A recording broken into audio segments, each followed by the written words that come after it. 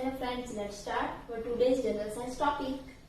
Certain birds like the ostrich cannot fly due to their large body weight and comparatively weaker wings.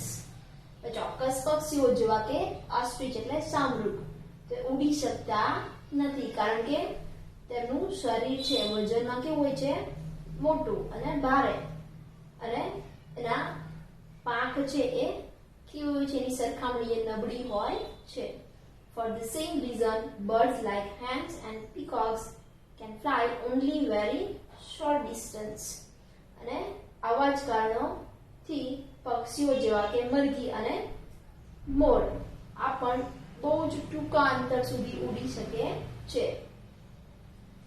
Comparative એટલે તુલનાત્મક અને weaker એટલે નબળું. Same એટલે તેના જેવું જ. રીઝન એટલે કારણ.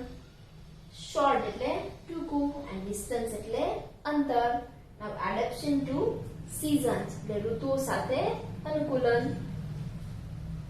The certain animals travel long distances to avoid cold winters and scarcity of food.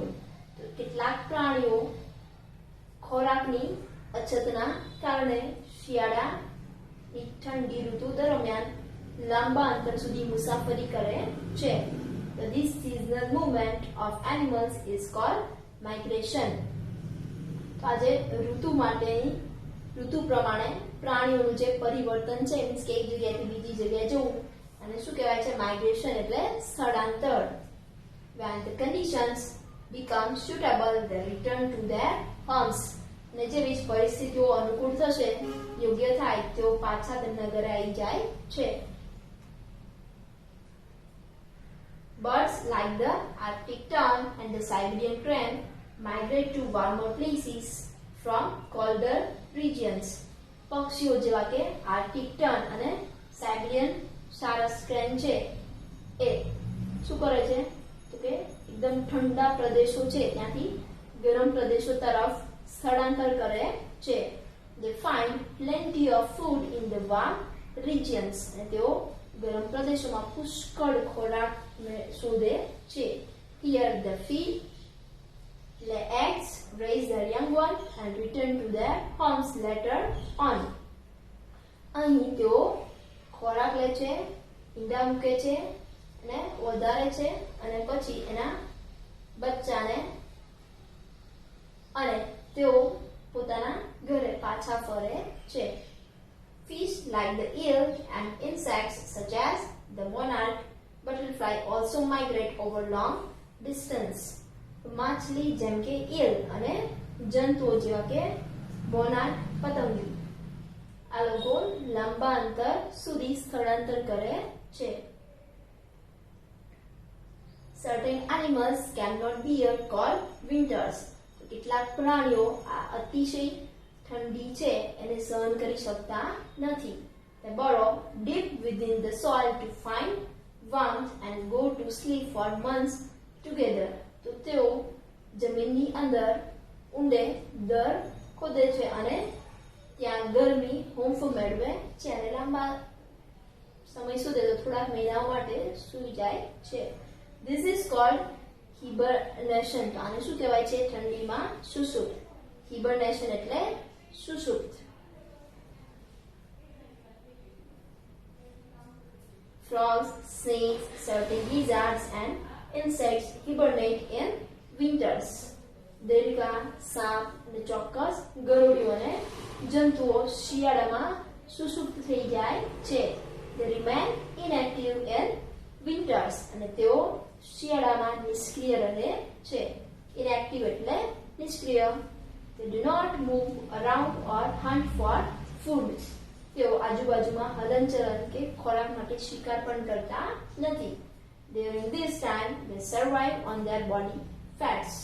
અને આ સમય દરમિયાન તેઓ તેમના શરીરમાં જે ચરબી છે એના પર જ ટકી રહે છે.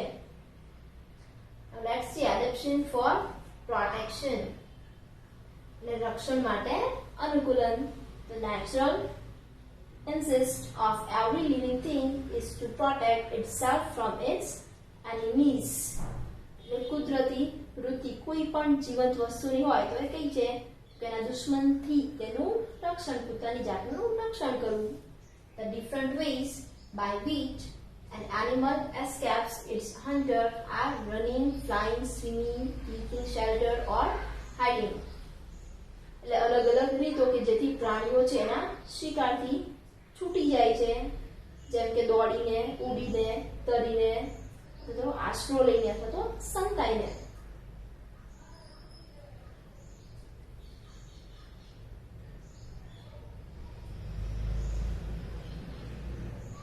Some animals use their body color to merge with the surroundings for protection from their enemies. તો કેટલાક પ્રાણીઓ છે એના શરીરનો રંગ છે એની આસપાસના પર્યાવરણનો જે રંગ છે એના જેવો જ બદલી નાખે છે જેથી તેઓ દુશ્મનથી રક્ષણ મેળવી શકે. અહીંયા મર્જ એટલે સમાય જવું. Animals like the deer, zebra or giraffe run away from their enemies. પ્રાણીઓ જેમ કે હરણ, ઝીબ્રા અથવા તો જીરાફ આ તેમના દુશ્મનથી ભાગી જાય છે. Birds fly away on sensing danger. પક્ષીઓને ખતરો અનુભવાય તો તેઓ દૂર ઉડી જાય છે. Rats, rabbits and snakes go underground. ઉંદર, સસલો અને સાપ જમીનની અંદર જતા રહે છે. Snails and tortoise take protection in their shells. This Gokal snails એટલે અહીંયા શું થશે ગોકળ ગાય અને કાચબો છે તો એ તેમના કોટલામાં રક્ષણ મેળવે છે. Grasshoppers, lizards and snakes have colors that merge with their surroundings. જ્યારે ખડમાકડી, ગરુડી અને સાપ ના રંગો કે જે એની આસપાસની અથવા તેની આજુબાજુમાં સમાઈ જાય છે. The chameleon takes on the color of the tree bark it rests on. જે કાચિંડો છે એ જે વૃક્ષ પર હોય એની જે છાલ છે એના જેવો રંગ લે છે. The stick insect remains still when it spots any enemy. એટલે જે સ્ટીક સડી જેવા જે પ્રાણીઓ છે સ્ટીક ઇન્સેક્ટ એ શું કરશે કોઈ દુશ્મનોનો ખતરો એને અનુભવાય તો એકદમ સ્થિર પડ્યા રહે છે. The appearance of its body matches the surroundings. અને ના શરીરનો જે દેખાવ છે એ આસપાસની સાથે ભળી જાય છે. And it can thus fool its enemy easily. અને આમ તે તેના દુશ્મનને સરળતાથી મૂર્ખ બનાવી દે છે. અહીંયા ફૂલ એટલે મૂર્ખ. Similarly, the spots of a leopard and the strips of a tiger or a zebra help these animals in self-defense and in catching their prey too. એવી જ રીતે ચિત્તાના જે ટપકા છે એ અને ટાઈગર અથવા તો ઝીબ્રા એના ઉપર જે એના શરીર ઉપર જે પટ્ટા છે એ આવા પ્રાણીઓને આના સ્વયં રક્ષણ અને પ્રાણીઓને પકડવામાં અથવા તેને શિકાર કરવામાં પણ મદદ કરે છે. या प्रेज એટલે શિકાર, self defense એટલે સ્વયં રક્ષણ. Now let's see care and protection of the environment. પર્યાવરણની કાળજી અને તેનું રક્ષણ. Animals and plants depend on each other for their various needs. પ્રાણીઓ અને વનસ્પતિ તેઓની અનેક જરૂરિયાતો માટે એકબીજા ઉપર આધાર રાખે છે. ડિપેન્ડ એટલે આધાર રાખવો અને વેરિયસ એટલે અનેક. This helps in maintaining a balance in nature. અને આ તેમને પર્યાવરણની સમતુલા જાળવવામાં મદદ કરે છે. મેઇન્ટેનિંગ એટલે જાળવવું, બેલેન્સ એટલે સંતુલન, નેચર એટલે પ્રકૃતિ.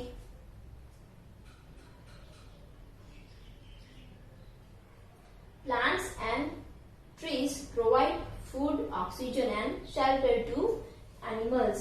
વનસ્પતિ અને વૃક્ષો છે એ પ્રાણીઓને ખોરાક, ઓક્સિજન અને આશરો પૂરો પાડે છે. They also help purify the air. તેઓ હવાને પણ શુદ્ધ કરવામાં મદદ કરે છે. પ્યુરિફાય એટલે ચોખ્ખી અથવા તો શુદ્ધ કરવામાં. Lack of trees would affect rainfall and cause soil erosion. એટલે વૃક્ષોની અછત હોય તો એનાથી વરસાદ પર પણ અસર થાય અને એના કારણે જમીનનું ધોવાણ છે એના પર પણ અસર થાય છે. તો એના લીધે જમીનનું ધોવાણ છે પણ થાય છે. Birds, monkeys and other wild animals depend on trees for food and shelter. પક્ષીઓ, વાંદરા અને બીજા જંગલી પ્રાણીઓ રહેઠાણ અને ખોરાક માટે વૃક્ષો પર આધાર રાખે છે. These animals would diminish in number if there were no shelter for them. અને આવા પ્રાણીઓ છે એની સંખ્યા છે એ ઘટી જશે જો એનું રહેઠાણ છે એ રહેશે નહીં તો. diminish એટલે ઘટવું અને shelter એટલે રહેઠાણ. Wildlife conservation too is necessary for the survival of plants and animals. એટલે વન્યજીવન સંરક્ષણ એ પણ વનસ્પતિ અને પ્રાણીઓના અસ્તિત્વ માટે જરૂરી છે. સર્વાઈવલ એટલે અસ્તિત્વ, વાઇલ્ડ લાઈફ એટલે વન્યજીવન અને કન્ઝર્વેશન એટલે સંરક્ષણ. Life in any form should be protected, preserved and looked after. એટલે જીવન કોઈ પણ સ્વરૂપમાં એનું રક્ષણ થવું જોઈએ, સાચવવું જોઈએ અને એની સાર સંભાળ લેવી જોઈએ. પ્રિઝર્વડ એટલે સાચવેલું અને લુક આફ્ટર એટલે એની સાર સંભાળ લેવી. So I hope friends you understand.